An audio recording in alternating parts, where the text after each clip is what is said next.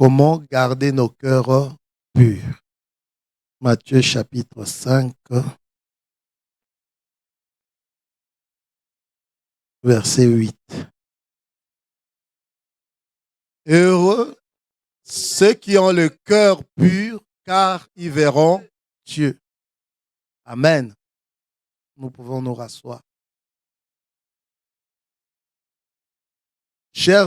Chers frères et sœurs bien-aimés dans le Seigneur, nous vivons dans une époque où tout va vite,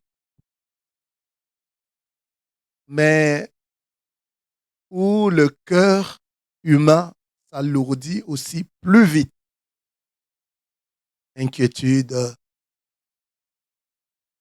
blessure, fatigue,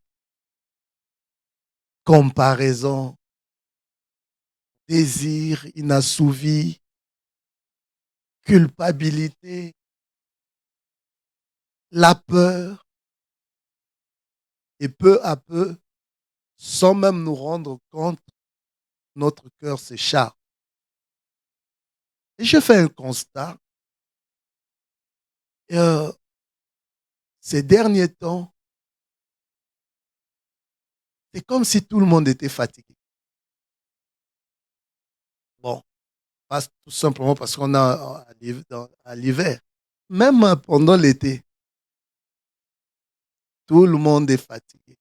Quand on va au boulot, les collègues partout. Donc, oh non, je suis fatigué, fatigué. Tout le monde dit qu'il est fatigué. Est-ce que c'est forcément parce que les gens travaillent beaucoup?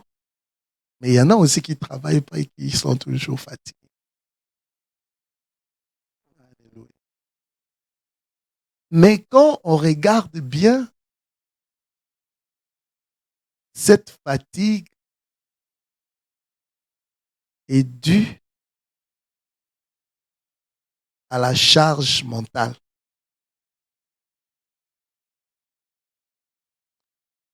Le cœur est surchargé. Alléluia. Les gens ont peur. Peur du lendemain.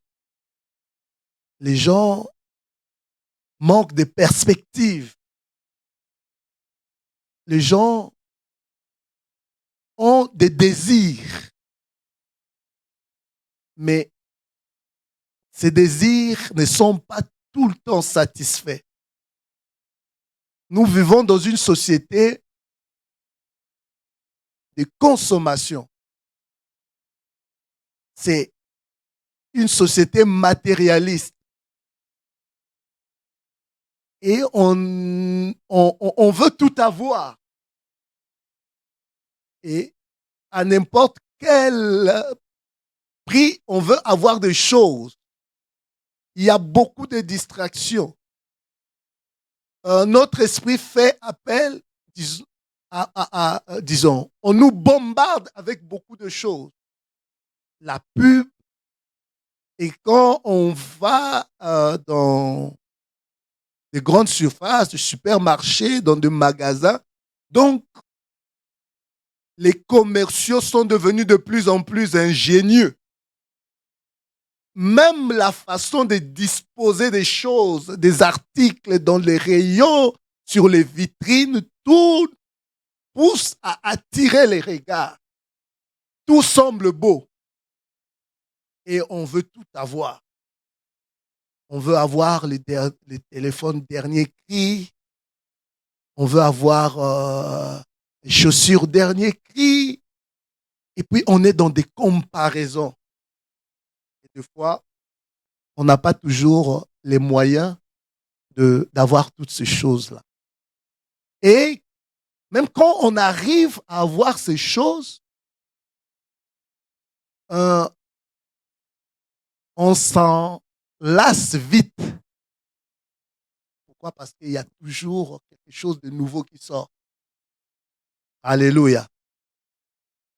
Et il y a diverses pressions. Dans la famille, les enfants sont devenus exigeants. Ah. Les enfants sont devenus exigeants. les patrons n'en parlons plus. Rendement, rendement, rendement, rendement. Et la société va vite. Et tout ça là, ça a un poids sur le cœur de l'homme. C'est ce qu'on appelle des charges mentales. Beaucoup de pression, beaucoup d'exigences. Et si on n'arrive pas à assouvir ses besoins, à satisfaire tous ses besoins, voilà, on est inquiet, on est triste. Et on croit que c'est ces choses-là qui nous donnent de la valeur. Mais tout ça, c'est factice. Hein? Tout ça, c'est illusoire. Et il y en a qui sont en dépression. Avant, pour voir une personne en dépression, c'est une personne d'un certain âge. Mais aujourd'hui, même les enfants, même il y a des jeunes qui sont en dépression. Alléluia. Des jeunes filles, n'en parlons pas. Alléluia. Et même encore avant, et si on étudie, on a des diplômes, on est certain d'avoir un bon boulot et de travailler, d'avoir un bon salaire, mais ce n'est pas toujours le cas aujourd'hui. Hein. Et les diplômes quasiment ne signifient plus rien. Il y a ma fille qui me dit tout le temps, même des diplômes ne signifient plus rien. Avant, si tu as le bac, quand même, le bac, c'était quelque chose. Hein? Mais aujourd'hui, avec le bac, c'est comme si quelqu'un qui avait le certificat. Donc, la société et tout ça là a une influence sur le cœur de l'homme. Si on ne sait pas garder son cœur, si on ne sait pas préserver son cœur, on risque d'être détruit. Et je disais pour la dépression qu'avant, c'était des grandes personnes qui étaient dépressives. Mais il y a aussi des AVC. Avant, AVC, mais c'était des grandes personnes. Mais maintenant, c'est comme si, même AVC, il n'y a plus d'âge. Pourquoi? Parce que les gens sont inquiets. Alléluia. Mais la Bible nous dit quoi? Philippiens chapitre 4, verset 6. Ne vous inquiétez de rien. Il n'y a pas plus sage que Dieu. Dieu est le seul sage. Et même Jésus nous a montré l'inutilité et la futilité des soucis. Alléluia. Et si Dieu dit, ne vous inquiétez de rien, il sait pourquoi. Alléluia. Parce que les inquiétudes amènent de maladies psychosomatiques. Donc, ça amène beaucoup de choses, les inquiétudes. Les inquiétudes n'arrangent absolument rien. Alléluia. Donc, au milieu de ce tumulte, une seule question se pose. Puisque le cœur a une grande importance. Proverbe chapitre 4, verset 23. Garde ton cœur. On verra ça plus tard, mais je veux anticiper. Proverbe chapitre 4, verset 23. Le Seigneur dit, garde ton cœur plus que toute autre chose, car de lui viennent des sources de la vie. Donc le Seigneur nous demande de garder nos cœurs plus que toute autre chose. Quelle est la chose la plus importante dans ta vie que tu gardes? Ton mariage? Quelle est la chose la plus importante dans ta vie que tu gardes? Ton travail? Quelle est la chose que toi tu estimes importante que tu gardes? Cette chose-là ne vient pas en premier. Pour Dieu, s'il y a d'abord la chose que tu dois apprendre à garder, c'est ton cœur. Alléluia. Et on verra pourquoi est-il important de garder nos cœurs. Donc je disais, au milieu de ce tumulte, une question s'impose. Comment alors garder un cœur pur dans un monde aussi pollué intérieurement? Le monde est pollué. Mais comment alors garder un cœur pur? Puisque nous avons beaucoup de sollicitations. Et même indépendamment de nous, ces choses-là viennent à nous. Nous tous, nous avons des smartphones, là, des téléphones, nous avons. Ouvre, allume ton téléphone. Tu vas voir.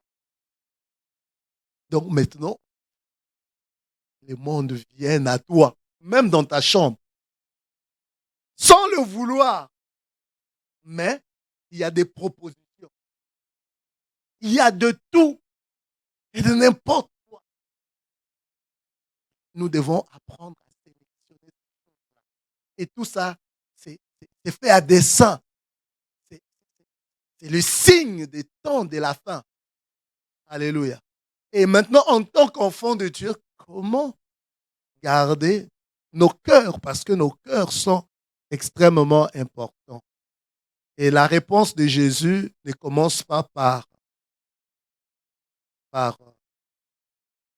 fais ceci.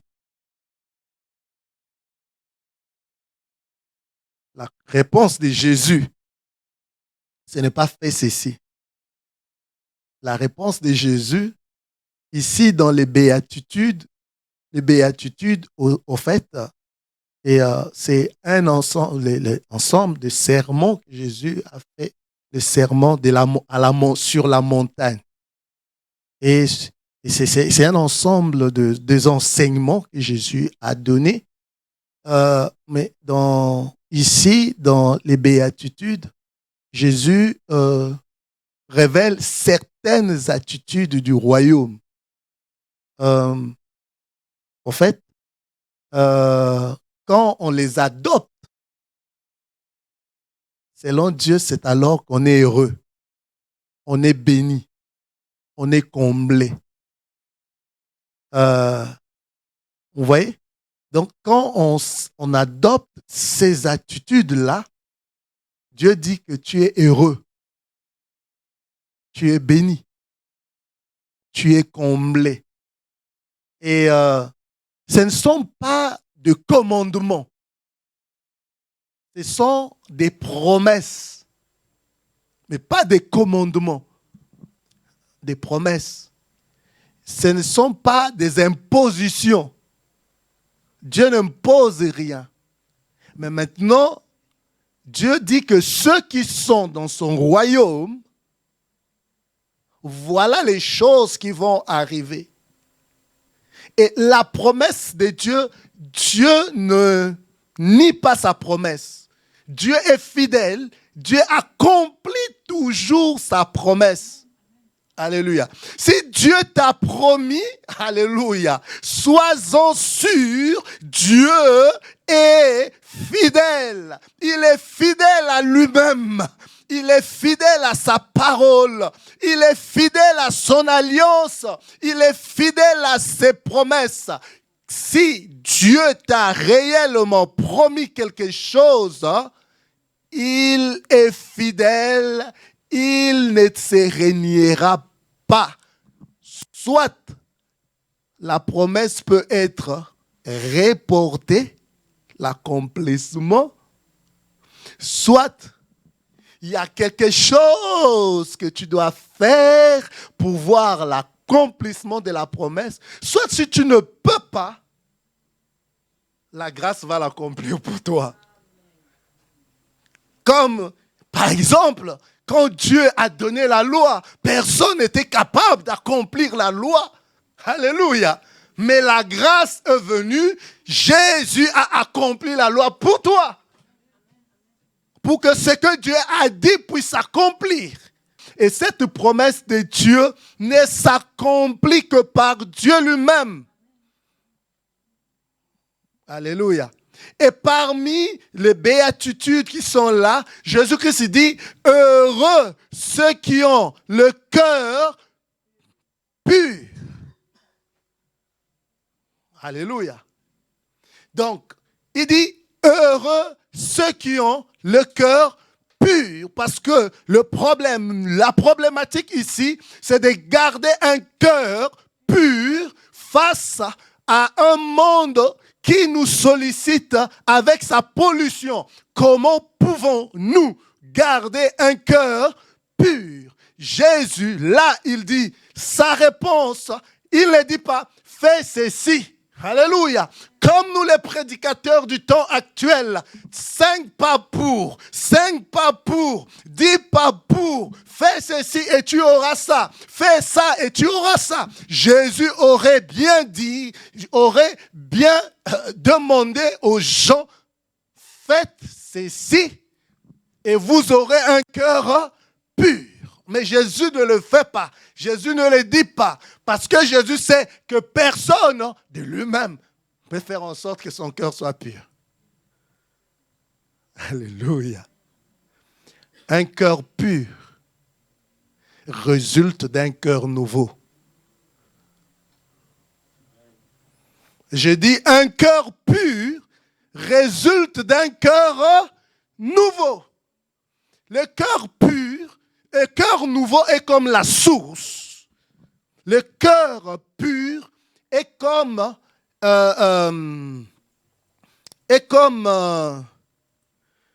l'eau qui jaillit de cette source-là. Alléluia. Donc, il y a la source, mais il y a un courant d'eau. Donc, sans la source, on ne peut pas avoir le courant d'eau. Alléluia. Et Jésus ne dit pas, faites ceci, faites ceci, faites ceci, faites ceci. Il dit, heureux, bénis, ceux qui ont le cœur pur, ceux que Dieu donne un cœur pur. Alléluia. Car ils verront le Seigneur. Est-ce qu'on peut acclamer le Seigneur?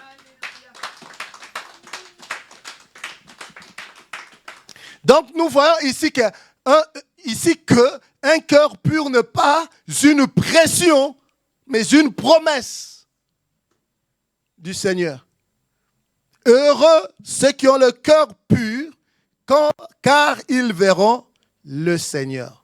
Et premièrement, Jésus redéfinit le secret du vrai bonheur. Parce qu'il y en a qui croient que le bonheur, c'est dans des choses.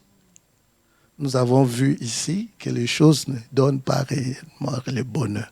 Ça peut être un bonheur immédiat, éphémère, mais les choses ne donnent pas le bonheur. Et puis, les choses aussi, en fait,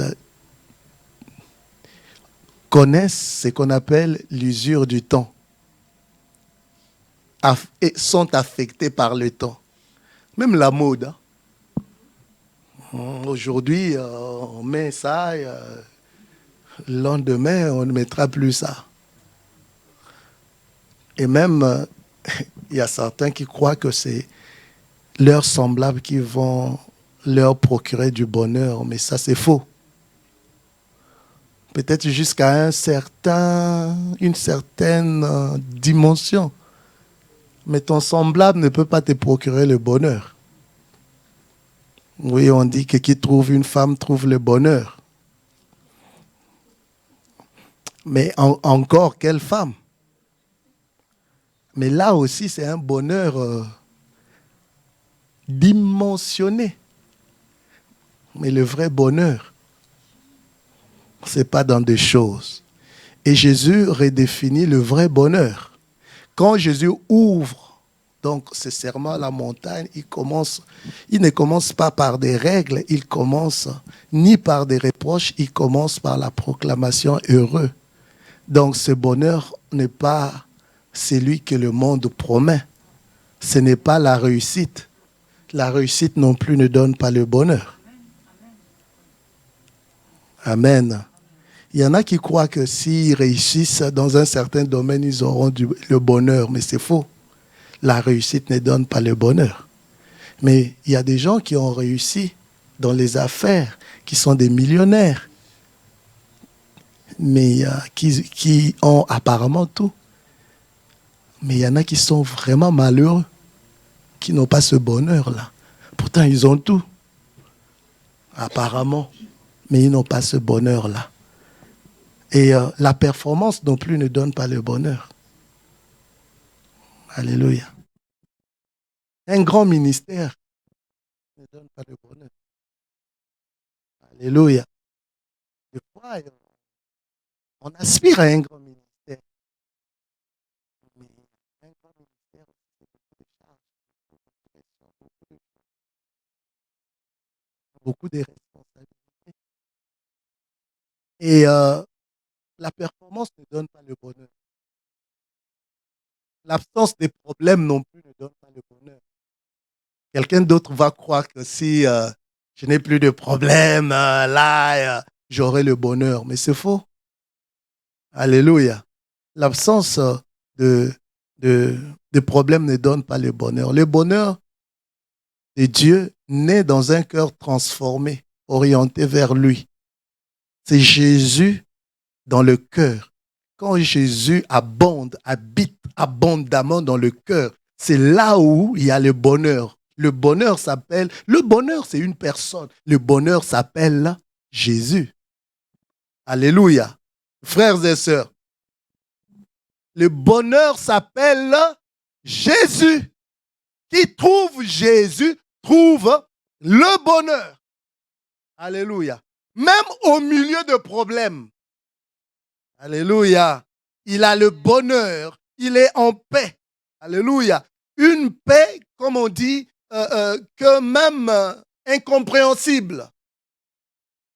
Alléluia. Voilà pourquoi, quand le Seigneur dit, ne vous inquiétez de rien, mais en toute chose, faites connaître vos besoins à Dieu par des prières, des supplications, accompagnées des actions de grâce, et la paix de Dieu qui surpasse toute intelligence gardera vos cœurs et vos pensées en Jésus-Christ. Donc là, on ne dit pas d'abord que Dieu te donne même la solution, mais Dieu te donne un cœur apaisé, non stressé. Alléluia. Le bonheur de Dieu naît dans un cœur qui a Jésus, un cœur transformé, un cœur orienté vers lui. Jésus ne cherche pas des gens parfaits, il cherche des cœurs ouverts, disponibles, prêts à recevoir sa grâce. Alléluia. Heureux ceux qui ont le cœur pur. C'est une promesse de Dieu, pas un exploit moral. Non, tu ne te bats pas pour te transformer toi-même. L'homme ne peut pas transformer son semblable. Alléluia. Jusqu'à un certain niveau, ton éducation, la moralité, la religion peut t'amener à changer un peu tes comportements, modifier. Mais dans ton essence, au plus profond, la source ne change pas. Et dans le moment des pressions de la vie, c'est ce qui est vraiment dans leur cœur qui va s'exprimer. Alléluia. Voilà pourquoi Jésus veut le cœur. Il dit, heureux ceux qui ont le cœur pur. Alléluia. Il dit, heureux ceux qui ont le cœur pur, car ils verront le Seigneur. Heureux ceux qui ont le cœur pur. Écoutez bien, Jésus ne dit pas, purifiez vos cœurs pour voir le Seigneur, pour voir Dieu. Alléluia. La religion nous enseigne, la religion nous enseigne autre chose. Purifier, tu veux voir Dieu, tu veux voir Dieu. Alléluia. Fais ceci, fais ceci, fais ceci. Alléluia. Mais Jésus dit, heureux ceux qui ont le cœur pur, car ils verront Dieu. Donc si tu veux voir Dieu, il faut avoir un cœur pur. Voir Dieu, que au-delà? Non, pas forcément. Ça commence ici. Alléluia. Donc, quand on dit que voir Dieu là, ça commence ici. La vie éternelle que Dieu nous a donnée, ce n'est pas une vie qui est réservée au ciel. C'est une vie qui commence ici même. Donc, on peut expérimenter et vivre cette vie ici-bas. Alléluia. Donc, on peut voir Dieu ici-bas, dans les circonstances de nos vies, au milieu de problèmes. On verra ça. Donc, tu peux percevoir Dieu. Tu peux arriver à dire, là, il y a Dieu. Alléluia. Tu peux dire, c'est la main de Dieu. Oh, gloire à Dieu. Heureux ceux qui ont le cœur pur, car ils verront Dieu. Et cela change tout. Cela change tout. Vous savez, si la vision de Dieu dépendait de notre perfection morale, personne ne tiendra debout. Et personne ne verra Dieu. Ah oui, oui. Le jour où le Seigneur reviendra, prend l'Église, personne ne pourra dire qu'il est 3 fois saint, sanctifié à la perfection. Personne. Personne. Si cela n'était que par rapport à la perfection morale, personne ne verra Dieu. Parce que Dieu est parfait. Alléluia. Sans mélange. Quand on dit un cœur pur, c'est un cœur sans mélange. Mais nous tendons vers la perfection. Et personne ne peut dire que quand Jésus reviendra, il aura terminé, achevé la sanctification. Personne. Alléluia. Mais la pureté dont Jésus parle est un don. C'est une œuvre de la grâce. C'est Dieu qui te purifie. Alléluia. C'est le Saint-Esprit qui te transforme. Alors, arrêtons-nous de nous embrouiller. Arrêtons de nous titiller tellement pour croire que nous sommes plus que saints par rapport aux autres. Tout. Jésus a démontré que, toi qui dis que tu es 3 saint là, même si tu regardes une femme, tu n'es pas sorti avec elle, mais tout simplement en l'enviant. Tu es dedans. Alors qu'il ne regarde pas. Qui ne regarde pas. Bon morceau, hein? Qui n'apprécie pas. Donc, arrêtons de l'hypocrisie. Alléluia. La sanctification est l'œuvre du Saint-Esprit dans le cœur. Alors, personne ne peut se sanctifier lui-même. C'est un processus de maturation. Nous tendons vers. Religieusement, ça sonne bien. Mais regardez, même ceux-là qui sont des chantres de la sanctification, regardez ce qu'ils font dans le secret. Vous n'aurez pas idée. Alléluia. Parce que tout est grâce. Alléluia. Jésus-Christ dit, nous sommes sauvés, le salut se par la grâce au moyen de la foi en Jésus-Christ. Et cela ne vient pas de vous. Nous les prédicateurs, quoi? Donc, au fait, nous impressionnons beaucoup les gens de foi. Donc, au fait, intimider les gens pour qu'ils se sanctifient. Mais vous ne savez pas, quand vous mettez la pression aux gens, ils deviennent encore pire. Alléluia. Dieu a créé l'homme libre. Dieu a créé l'homme libre. Il faut la coopération. Il faut que l'homme lui-même, il se rend compte, il accepte, il dit, je veux le changement. Je désire le changement et coopère avec le Saint-Esprit. Voilà pourquoi tout est foi. Mais tant que l'homme lui-même n'accepte pas, ne désire pas, rien ne se fera. Alléluia. Dieu ne force pas les gens. Gloire à Dieu. Donc, la pureté dont Jésus parle est un don, une œuvre de la grâce. La pureté du cœur n'est pas un effort. La pureté du cœur n'est pas une performance spirituelle ni morale. La pureté du cœur n'est pas un masque religieux. C'est Dieu qui crée en nous un cœur pur. Et le cœur pur. Pourquoi le cœur? Pourquoi le cœur? Pourquoi Jésus dit c'est le cœur? Pourquoi dans la Bible on nous parle trop de cœur? Le cœur est le centre de tout. Le cœur ici, ce n'est pas tout simplement la pensée ou les sentiments. C'est le centre même de la personne. C'est là où se forment les désirs, là où se forment les décisions. C'est là où se forment les motivations. Et dans la pensée hébraïque, le cœur, c'est quoi? C'est l'évave.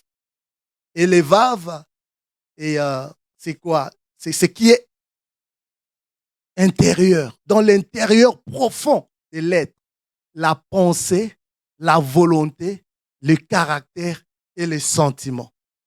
C'est ça le cœur. Et avoir un cœur pur ne signifie pas être parfait, mais avoir un cœur aligné sur Dieu, sur sa parole, sans mélange, sans double intention, sans malice ou sans hypocrisie. C'est ça le cœur, avoir un cœur pur. Mais pourquoi le Seigneur nous demande-t-il le cœur pur? Du cœur sortent les paroles. La Bible dit que c'est de l'abondance du cœur que la bouche parle. Luc chapitre 6, verset 45. C'est de l'abondance du cœur que la bouche parle. Donc si ton cœur est pur, la source est pure, les paroles qui vont sortir de ta bouche seront aussi pures. Donc tes paroles, mes paroles, reflètent l'état de mon cœur. Alléluia. Tu veux connaître l'état d'une personne? Vois les paroles qui se trouvent dans son cœur. Amen.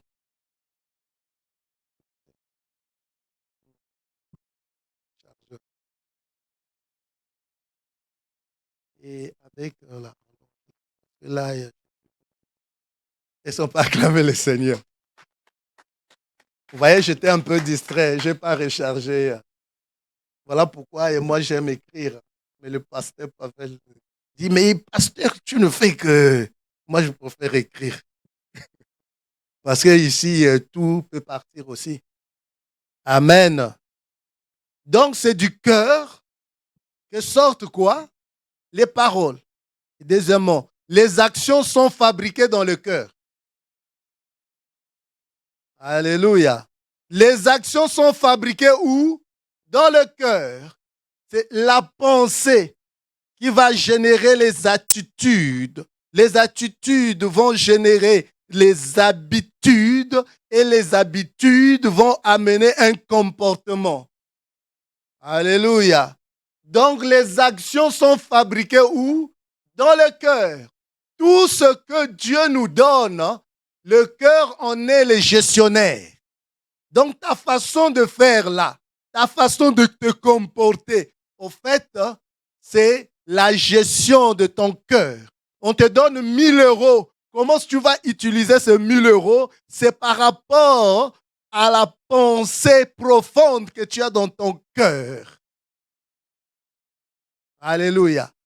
Tout ce que Dieu nous donne, c'est le cœur qui les gère. Gloire à Dieu.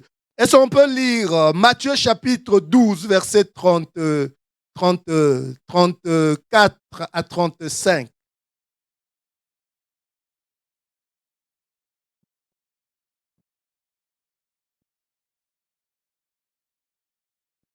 Matthieu chapitre 12, verset 34 à 35, rapidement.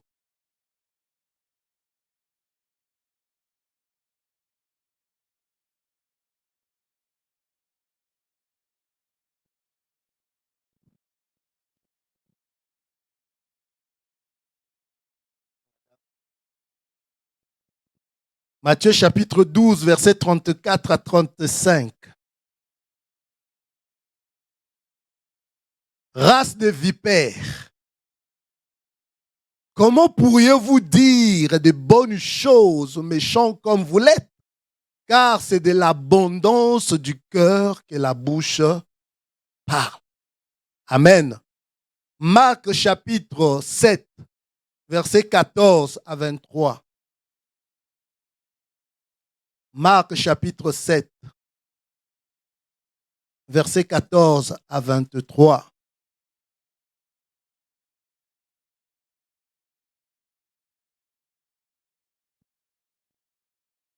Marc chapitre 7, 14 à 23. Ayant ayant de nouveau appelé tous la foule à lui, il lui dit, écoutez-moi tous et comprenez. Il n'est hors de l'homme rien qui, entrant en lui, puisse l'essuyer. Mais ce qui sort de l'homme, c'est ce qui l'essuie. Si quelqu'un a des oreilles pour entendre, qu'il entende. Lorsqu'il fut entré dans la maison, loin de la foule, ses disciples l'interrogèrent sur cette parabole. Il leur dit, vous aussi, êtes-vous donc sans intelligence? Ne comprenez-vous pas que rien de ce qui du dehors entre dans l'homme ne peut le suyer, car cela n'entre pas dans son cœur, mais dans son ventre. Donc il faisait allusion aux aliments. Puis s'en va dans les lieux secrets qui purifient tous les aliments. Il dit encore, ce qui sort de l'homme, c'est ce qui suit l'homme. Car c'est du dedans, c'est du cœur des hommes que sortent les mauvaises pensées, les adultères, les impudicités, le meurtre, le vol, les cupidités, les méchancetés, la fraude, le dérèglement, le regard envieux, la calomnie, l'orgueil, la folie. Toutes ces choses mauvaises sortent du dedans et sur l'homme. Alléluia. Donc nous voyons que toutes ces choses sortent d'où? Du cœur de l'homme. Le cœur de l'homme, quelque part, la Bible dit le cœur de l'homme dans Jérémie, le cœur de l'homme est tortueux par-dessus tout. Qui peut le connaître? Alléluia. Donc, il est important de saisir c'est quoi le cœur. Les actions sont façonnées dans le cœur. La destinée est orientée par le cœur. La destinée de tout homme est orientée par le cœur. Si le cœur est bon, les actions seront bonnes. Si le cœur saisit la pensée de Dieu, on évoluera selon la pensée de Dieu. Si le cœur est mauvais, les actions seront mauvaises. Donc, ça ne sert à rien de commencer à chercher à régler les actions si on n'a pas au préalable pris soin du cœur. Alléluia. Si la source est salée, l'eau qui jaillira de cette source sera une eau salée.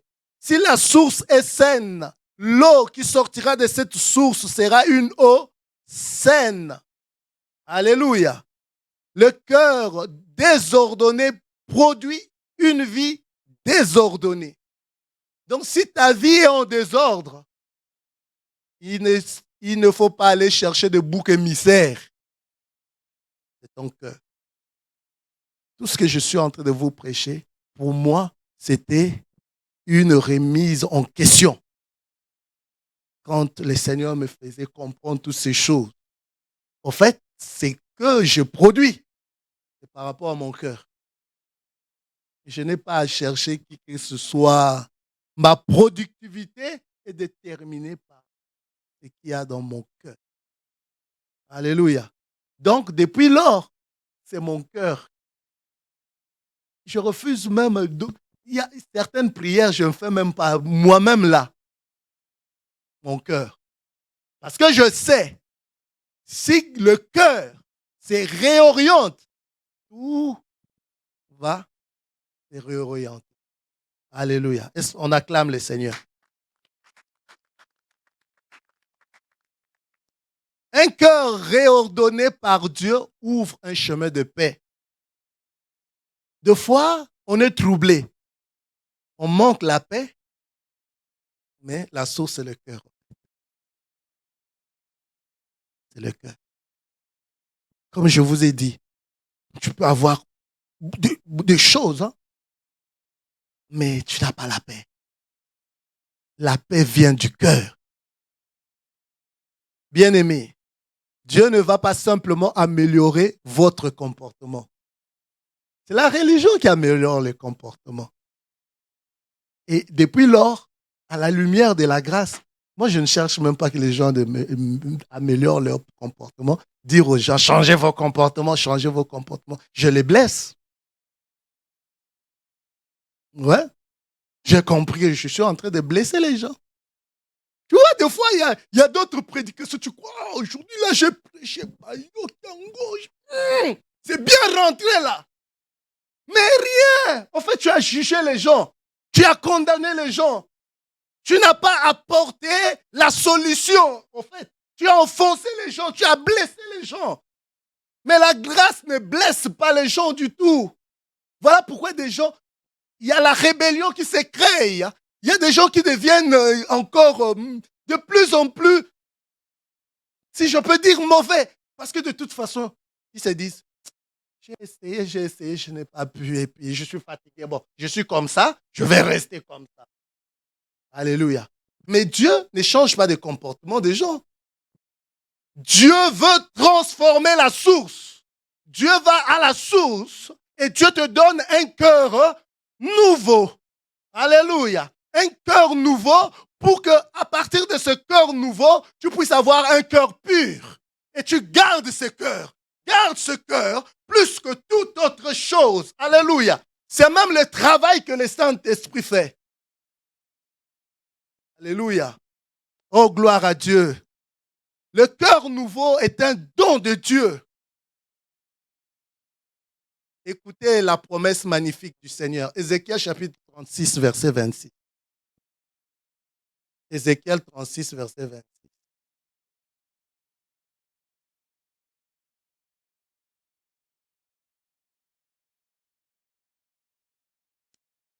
Vous savez qu'on mûrit aussi dans le ministère. Gloire à Dieu. Ézéchiel chapitre 36, verset 26. Quelqu'un peut lire si c'est affiché. Amen. Mhm. Mhm. Mhm. Amen. On acclame la parole de Dieu. Alors, donc, c'est-à-dire qu'il y avait un ancien cœur qui était là. S'il dit, je vous donnerai un cœur nouveau, c'est-à-dire qu'il y avait un vieux cœur. Mais Dieu ne fait pas une réforme du cœur. Dieu ne fait pas un ravalement spirituel là. Hein? Donc, c'est pas comme comment on dit, une théorie ou une doctrine. Non. Dieu fait une œuvre créatrice. Le cœur nouveau est une œuvre créatrice de Dieu. C'est comme nous sommes devenus en Christ une nouvelle création ou créature. Les choses anciennes sont passées. Donc, quelqu'un qui est une nouvelle création, Dieu lui donne un cœur nouveau. Alléluia. Mais Dieu ne demande pas que vous puissiez vous changer vous-même. Il nous invite à recevoir ce qu'il a déjà préparé. Alléluia. Dieu ne te demande pas que tu changes. Il a déjà préparé un cœur nouveau. Alors, il te donne ce cœur nouveau. Mais ta responsabilité à toi qu'il te donne, c'est de garder ce cœur nouveau. Amen. Recevoir un cœur nouveau ne signifiera vivre aussi dans la vigilance. Parce qu'il dit quoi? Garde ton cœur plus que toute autre chose. Parce que ta vie en dépend. Alléluia. Donc tu dois garder ce cœur-là. Mets des fortifications. Mets de quoi? De remparts. Veille comme une sentinelle. Il y a des choses que tu ne peux pas permettre d'entendre. Parce que cela va affecter ton cœur. Quand on dit ça, ce liquide est pur, un jus est pur, c'est-à-dire ce jus-là, il n'y a pas de mélange. Quand nous achetons pur jus d'orange, c'est-à-dire il n'y a que le jus d'orange, il n'y a pas d'additif. Alléluia. Il n'y a pas d'autre chose qu'on a ajouté là. Voilà pourquoi on parle pur. Un cœur pur, c'est-à-dire c'est un cœur sans mélange.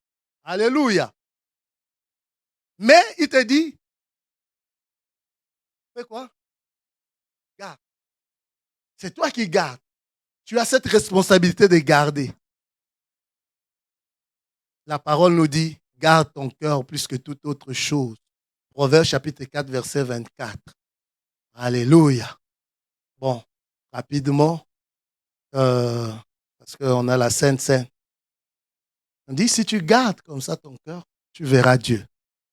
Mais voir Dieu, c'est une expérience réelle. Ça commence aujourd'hui. Voir Dieu, ce n'est pas tout simplement, comme je l'ai dit, dans l'éternité. Un cœur va faire quoi? Va discerner Dieu dans des épreuves. Pourquoi est-ce que on dit on est aveugle spirituellement? C'est une question de cœur. Quelqu'un qui a un cœur pur, il ne sera plus dans l'aveuglement spirituel. Il va discerner Dieu dans les épreuves. Quelqu'un qui a un cœur pur va reconnaître Dieu dans son quotidien. Quelqu'un qui a un cœur pur perçoit sa présence là où d'autres ne voient que le chaos. Il a une autre perception des choses.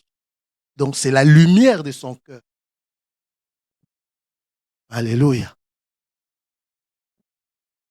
Frères et sœurs, ce n'est pas l'épreuve qui empêche des gens à voir Dieu. Au contraire, au milieu de l'épreuve, tu peux voir Dieu. C'est un cœur encombré. Nos cœurs sont encombrés de beaucoup de choses. Les ressentiments, les non-pardons, la jalousie, l'hypocrisie, la méchanceté. Donc nos cœurs sont encombrés. Et toutes ces choses feront en sorte que nous ne puissions pas avoir une bonne perception spirituelle. Mais comme je vous ai dit, gloire soit rendue à Dieu, il nous a donné le Saint-Esprit. Alléluia. Et le Saint-Esprit, il fait une œuvre extraordinaire dans nos cœurs. C'est lui l'ouvrier même du cœur. Le Saint-Esprit travaille dans nos cœurs. Tu vois, des fois, on dit travaille ton cœur. Comment toi-même tu vas travailler ton cœur? Hein? Travaille ton comportement. On peut dire tu travailles ton comportement toi-même. C'est par l'abstinence, tu es en train de forcer, jusqu'à une un certain niveau, après, des fois, tu n'y arrives pas. Pourquoi? Parce que tu veux colmater tout simplement les brèches. Tu veux tout simplement, au lieu que tu ailles à la source, mais tout simplement les conséquences, quoi. Alléluia. Et au bout d'un certain temps, rebelote, on retourne. Mais le Saint-Esprit, quand il travaille, il commence et il achève. Et il est là avec nous. Voilà pourquoi il est notre avantage. Voilà pourquoi Jésus a dit, il est avantageux pour vous que je m'en aille. Alléluia. Il est notre avantage, le Saint-Esprit, notre consolateur, notre enseignant. Tous les jours, il est là avec nous. C'est le travail qu'il fait. Le Saint-Esprit s'occupe de la source, à partir de la racine de nos désirs. Il va changer nos désirs. Philippiens chapitre 4, verset 13 dit, Dieu produit en nous le vouloir et le faire. Alléluia. Donc, il va commencer à changer tes désirs. Donc, en fait, s'il change tes désirs, ton comportement changera. S'il change tes désirs, ta production changera. Il va commencer à changer tes pensées. Alléluia. Faire valoir la pensée de Christ. Promouvoir la pensée de Christ. La pensée du royaume. En fait, dans les béatitudes, c'est des attitudes du royaume, en fait. Il va te donner les attitudes du royaume, les réflexes du royaume. Tu vas commencer maintenant à penser comme un enfant de Dieu. Vous êtes dans le monde, mais vous n'êtes pas du monde. Le Saint-Esprit va aller chercher les blessures cachées dans ton cœur. Parce que un comportement brutal est révélateur d'une disposition du cœur. Ça peut être une blessure du passé qui maintenant se manifeste dans le temps. Alléluia. Une blessure du passé dans le cœur, c'est qu'on a vécu dans le passé. Il y a eu des événements douloureux dans le passé. Il y a des choses terribles qu'on a vécues dans le passé. Cela a créé des choses en nous. Nous sommes restés avec des blessures de la déception. Et cela peut se manifester par un comportement. Mais le Saint-Esprit va quoi? Il va aller chercher la blessure là. Le Saint-Esprit va s'occuper de la blessure là. Il va te guérir à l'intérieur. Oh, gloire à Dieu, ça j'aime. Le Saint-Esprit ne vient pas te condamner ou t'accuser. Non, non, non, non, non. Le Saint-Esprit, il convainc. C'est le diable qui condamne. Mais le Saint-Esprit va te convaincre. Et quand il te convainc, ce n'est pas pour te culpabiliser. Alléluia. Voilà pourquoi il t'amène petit à petit. À ce que tu comprends. Nous avons un grand médecin de cœur. Il s'appelle le Saint-Esprit. Est-ce qu'on ne peut pas acclamer le Saint-Esprit? Oh, gloire à Dieu.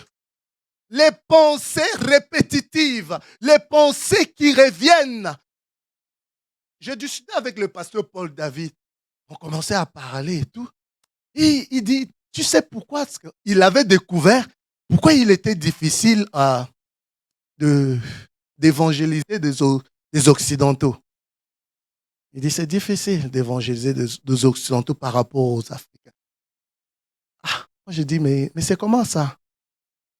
Moi j'ai dit, en fait, c'est ce qu'on vit. C'est que lui aussi il vit. Personne ne vous dira le contraire. C'est pas facile d'évangéliser un occidental. Oui. Après, il me dit, il faut commencer par la source de leur raisonnement, leur système de pensée. C'est là où ils ont été formatés. Donc, pour un occidental, il a sa manière, il a un système de raisonnement, il a son mindset. un système de raisonnement. Donc, si tu ne touches pas son système de raisonnement, tu ne peux pas le convaincre. Parce que tout part de là. Je dis, ah bon. Ouais. Quand tu touches, voilà pourquoi il y a certaines choses pour un occidental. C'est pas possible. Il te trouve bizarre. Pourquoi? Parce que sa façon de lui de raisonner, son système de raisonnement façonné par la raison, alléluia, est différent. Par exemple, un Africain, deux fois, si tu l'évangélises, il ne va pas trop réfléchir. Mais un occidental va commencer à réfléchir. Trop rationnel. Alléluia. Et maintenant, le Saint-Esprit, il va s'occuper de ça. De notre système de notre processus de raisonnement. Changer nos pensées là pour avoir la pensée de Christ. C'est le travail du Saint-Esprit. Il va s'occuper des intentions profondes. Tu vois le pasteur Pavel, tu vois maman Manu comme ça. Mais là, ils sont en train de réfléchir aussi. L'être humain est complexe. Et tu vois? Mais des fois, lui ou elle va réagir par rapport à ses connaissances. Mais le Saint-Esprit cherchera à te convaincre, à enlever cela pour te mettre la pensée de Dieu. Même des fois, tu ne comprends pas, mais tu l'acceptes. C'est ça la foi. Alléluia. Donc, Dieu ne brusque pas le cœur. La sanctification n'est pas instantanée. Elle est progressive, patiente, fidèle, l'œuvre du Saint-Esprit. Dieu ne brusque pas le cœur. Il est guéri en profondeur. Voilà pourquoi il faut toujours venir au culte. Il faut écouter la parole, réécouter la parole. Il faut, parce qu'en fait, le Saint-Esprit le fait au travers de la parole. L'instrument de la purification, c'est la parole. Il n'y a pas autre chose. Il le fait au travers de la parole. Comment garder un cœur pur? Concrètement. Je prends 5 minutes et puis peut-être mardi, on va continuer. Comment garder un cœur pur concrètement? La pureté est un chemin, n'est pas une pression. En pratique, c'est un processus intérieur. Voici quelques repères simples. 1. Je vous ai beaucoup parlé ici de la religion, de la raison, des efforts humains. Et vous avez compris qu'un cœur pur est un don. Un cœur nouveau est un don et du cœur nouveau vient alors le cœur pur. La pureté du cœur, donc la première chose, accueillir la grâce par la foi avant de vouloir être pur. Donc tu dois accepter d'abord la vérité de Dieu. Que je ne peux pas me purifier moi-même. Je ne peux pas me rendre pur moi-même. Donc par moi-même, je n'y arriverai pas. La pureté humaine, la pureté du cœur n'est pas une perfection morale, mais c'est un cœur que Dieu façonne à la ressemblance à Christ. Ça, c'est un. Et lorsqu'on porte les regards vers Christ, assis à la droite du Père, notre cœur est gardé dans la pureté. Donc, quand on regarde à Jésus, tel qu'il est, tel nous sommes, il est parfait. Donc, quand on regarde à Jésus, notre cœur est gardé dans la pureté. Lorsque nous marchons dans la lumière, comme lui-même est dans la lumière, le sang de Jésus-Christ nous purifie de tout péché. C'est ce que la Bible dit. 1 Jean chapitre 1, verset 7. Donc, au fait, là, comme tu as reçu la lumière, là, marche dans cette lumière. Et pour d'autres choses, le sang de Jésus te purifie. Vous voyez? Quand tu as reçu une lumière, marche en fonction de cette lumière. Ne t'occupe pas de tes faiblesses ou quoi. Ce n'est pas ton travail. Le sang de Jésus s'en occupe. Le Saint-Esprit s'en occupe. Toi, accepte cette vérité, marche à la lumière de cette vérité. Alléluia. Seigneur, je ne veux pas marcher selon la chair, mais plutôt agir selon le cœur nouveau que tu m'as donné. Manifeste en moi un cœur nouveau. Remplis-moi de ton esprit et garde-moi le regard fixé sur Jésus. Une prière simple, tous les jours. Je réponds, Seigneur, je ne veux pas marcher selon la chair, mais agir selon le cœur nouveau que tu m'as donné. Manifeste en moi un cœur nouveau. Remplis-moi du Saint-Esprit et garde-moi le regard fixé sur Jésus. Alléluia. Et deux, je vous ai parlé de la vérité intérieure. Un cœur pur est un cœur vrai, qui ne se cache pas à lui-même, qui est honnête, sincère devant Dieu. Donc, tu dois être vrai devant Dieu. Quand tu t'approches de Dieu, en fait, il sait déjà. Ne cache rien. On dit, Seigneur, je suis hypocrite. Je manifeste l'hypocrisie dans ma vie. Terrible. Seigneur, je manifeste de l'orgueil, le non-pardon, le ressentiment, l'animosité, la clameur, la calomnie, la zizanie, Seigneur, la méchanceté. Donc, en fait, tu es vrai devant Dieu. Ne cache rien parce que lui, il connaît déjà. Non, cela suppose admettre ses limites et ses blessures. Seigneur, quand je regarde cette chose, c'est-à-dire, tu n'as pas encore, il y a encore une plaie là. Je veux vous dire une chose. Hier, on était là-bas avec maman Marie-Jo et maman Manuela. Je suis allé prendre un sac. J'ai vu, il y avait les touches de cœur de grâce là. Quand j'ai pris ce sac-là, j'ai regardé. Il y avait deux touches. Il y avait une touche et puis une chemise. Mon cœur a fondu.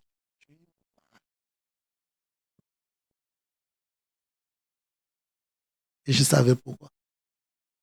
J'ai posé la question à ma femme, c'est à qui cette tenue-là? Elle m'a répondu. J'ai eu vraiment... C'est comme si mon cœur avait saigné.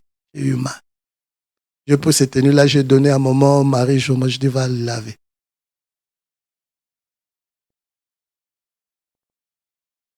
Pourquoi j'ai eu mal? C'est révélateur. Mais si j'ai mal comme ça, je ne veux pas dire ça va passer. Quand je vais devant Dieu, Seigneur, guéris-moi. Et je me suis souvenu de pourquoi cette tenue est là. Et ça m'a fait mal. Vous voyez? Donc, il y a une blessure qui est là. Et cette blessure qui est là, si je la garde, un jour à l'autre, ça peut se manifester par la haine. Et voilà pourquoi deux fois, vous pouvez voir un homme de Dieu dire, toi là, tu ne vas pas réussir. Va. Vous ne savez pas pourquoi. Parce que, au fait, alléluia. Alléluia. Mes amis, c'est très important. Et les blessures, admettre ses limites et ses blessures, renoncer au mensonge intérieur, ne pas se condamner, se culpabiliser, mais te laisser éclairer par la parole de Dieu. La grâce opère dans la vérité, dans l'humilité. Si tu veux que ton cœur soit guéri, sois dans la vérité et dans l'humilité. Et cela est important. Après, pratiquer aussi la vigilance. La pureté se garde. Donc, on veille comme à une flamme. Vous voyez, quand tu allumes le feu, il y a eu une flamme. Tu dois veiller, sinon la flamme va s'éteindre. C'est ça aussi, le cœur, la pureté. Et filtrer ce qui nourrit l'âme. Qu'est-ce que tu regardes? Sur les réseaux sociaux, qu'est-ce que tu regardes? Ce que tu regardes a une influence sur ton cœur. et repérer ce qui trouble ta paix intérieure. Qu'est-ce qui trouble ta paix intérieure? Ce qui trouble ta paix intérieure là. Donc, en fait, il y a quelque chose qui ne va pas. Il faut aller sincèrement devant Dieu, parler à Dieu. Alléluia. Et dire non à ce qui divise le cœur sans scrupule. Et s'ouvrir au pardon. S'ouvrir. Si tu n'arrives pas à pardonner, c'est pas bon. Disons. En fait, il y a quelque chose dans le cœur. Il faut que Dieu, l'amour de Christ, parce que l'amour pardonne toujours. Si tu n'arrives pas à pardonner, c'est-à-dire, tu as encore quelque part dans ton cœur cette disposition de cœur qui te fera louper beaucoup de choses, qui peut te rester même cloué au sol. On dit que ceux qui ont le cœur pur verront le Seigneur. Mais là où le Seigneur te révèle quelque chose, parce qu'il veut te guérir, il ne veut pas te culpabiliser, il veut te guérir, il ne veut pas te condamner, il veut te restaurer, il veut te délivrer. Et voilà, c'est là où Dieu dit, il résiste aux orgueilleux. Donc, l'orgueil, c'est Dieu t'a montré, mais toi, tu ne veux pas céder à son action, à sa parole. Et ça, c'est important. Et aussi, savoir prier. La prière, surtout d'abandon. J'avais fait allusion à ça lors de la veillée. Et la prière de quoi? De supplication. Supplier. Seigneur, je ne veux pas ça. Seigneur. J'ai l'habitude de répondre mal aux gens. Donc, je sais maintenant la source, c'est quoi? C'est le cœur. Je fais un effort jusqu'à un certain niveau. Ah, Seigneur, guéris mon cœur. Guéris mon cœur. Seigneur, je ne veux pas rester comme ça. Je ne suis pas un rabbi. Guéris-moi, Seigneur. Purifie mon cœur. Enlève cette mauvaise disposition du cœur. Il faut prier. Il faut vraiment prier. Demander la grâce de Dieu. Et cela est très important. Très, très, très important. Vous voyez, même dans le domaine du mariage, pourquoi on s'accroche beaucoup? En fait, c'est des problèmes de cœur. C'est des problèmes de cœur. Et c'est important de faire, comme nous sommes arrivés à la fin de l'année, on dit il faut faire des checkings, tout ça là, quoi, un bilan. Mais va faire un checking spirituel comme ça, pour ton cœur. Alléluia. Tu dis, Seigneur, révèle-moi les choses qui sont dans mon cœur, que moi-même j'ignore. Alléluia. David pouvait prier, sonde-moi et connais mon cœur, éprouve-moi et connais mes pensées. Vois si je suis sur une mauvaise voie. Fais-moi retourner dans la voie de ton éternité. Alléluia.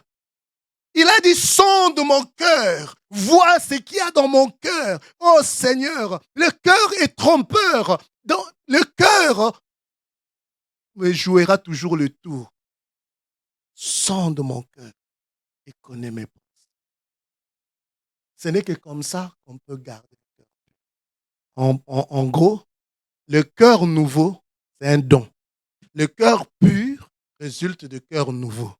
Et maintenant, nous, notre responsabilité, c'est de pouvoir garder ce cœur. Comment garder ce cœur? Je vous ai donné quelques clés. Comment garder le cœur? Et ce cœur pur, ce cœur devient pur par l'action du Saint-Esprit. C'est le Saint-Esprit qui voit ce qu'il y a dans nos cœurs et il va à la source pour guérir. Parce que si le cœur est bon, le reflet aussi sera bon. Que Dieu vous bénisse. Il est le Seigneur.